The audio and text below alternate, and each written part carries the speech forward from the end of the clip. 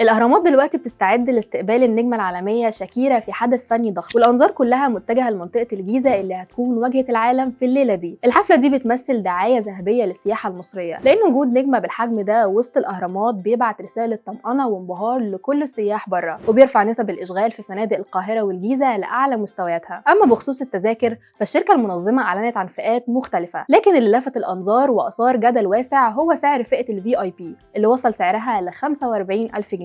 طبعا السعر ده بيقدم خدمات خاصة جدا زي الجلوس في الصفوف الأولى تماما والدخول من بوابات مخصصة وضيافة فاخرة طول الوقت وهدايا تذكارية من جولة شاكيرا العالمية. بعيدا عن الجدل بتاع الأسعار، الخبراء بيأكدوا إن التأثير الإيجابي للحفلة دي على الاقتصاد والسياحة أكبر بكتير، لأنها بتثبت إن مصر قادرة تنظم عروض عالمية بأحدث التقنيات وبأعلى معايير الأمان، وده بيخلي اسم مصر يتصدر الأخبار العالمية بشكل إيجابي ومشرف.